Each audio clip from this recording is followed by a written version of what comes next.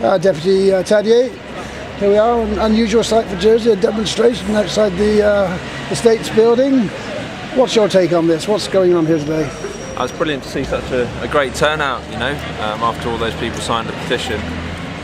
But the thing I've been scratching my head about is where are the unions in all this? I can see there are probably about 30 people and standing around maybe another 15, 20 people.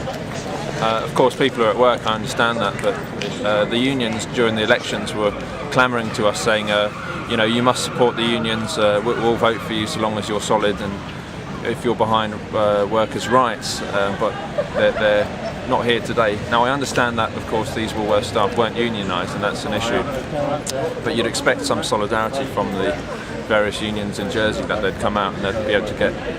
Well, there's legislation being proposed which will affect all workers, as you're suggesting that unions, all unions in fact, bank unions, transport in general, all sorts of unions, there are electrical trade unions, all sorts of unions have got an interest in that.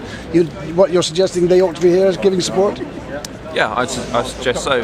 Of course, we know that there is anti-union legislation in place which actually stops unions from protesting. Nonetheless, I don't think that would preclude them from turning out and showing some kind of solidarity as individuals. Is it significant that the Woolworths in Jersey, Guernsey and the Isle of Man had no union representation whatsoever?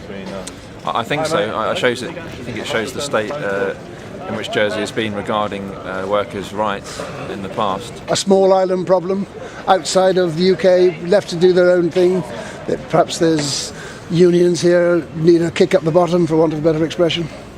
Yeah, I mean, those are your words. I maybe won't quite go that far, but I certainly think that the unions need to ask themselves questions. I think it goes slightly deeper than that, though. Of course, recently in Jersey, things have been pretty good. We have had relatively full employment, so people haven't necessarily been out of work for long periods of time, although individual cases may have been.